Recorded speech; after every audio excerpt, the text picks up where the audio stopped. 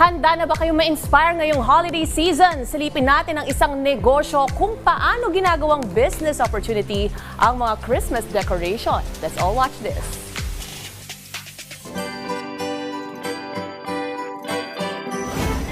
Tricycle po, ma'am. Tricycle driver.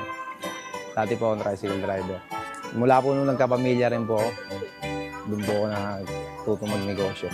Pagulang ko lang din, sinano ko lang din, minana ko lang din sa kanila. Matututuan, makakapokus ko lang din sa mga pamilya, gano'n. Hindi kagaya dati, nung binata, walang alam sa puro lang. Puro tambay lang. Marami ma'am, bola, pampuno ng Christmas tree. Kasi ma'am, mga ganito, marami kaming gulay eh. Lahat ng gulay, meron din kami ma'am. Dito po yung kabila, mga ceramic naman po. Pang catering, mga pang-buffet na 3-layer, mga ceramic, kutsara, mga ganun po. Chef charger plate. Sobrang mura ma'am kasi yung iba, nangihingi ng discount pagdating ng total, may less pa. Oo, minsan ganun kami ma'am dito. Friendly kami rito lahat sa dapitan. Mahirap ma'am, sobra. Yung nalulugi, maabot na 1 taon. Kumbaga, wala pa rin maraming utang, hindi pa rin Pero ngayon, ito paano ma'am, okay na. Dati ma'am, halos walang mapayad. Benta, halos 0 lagi pagkatapos ng season. Siguro mga 3 years, 2 years bago maayos yung pagnegosyo.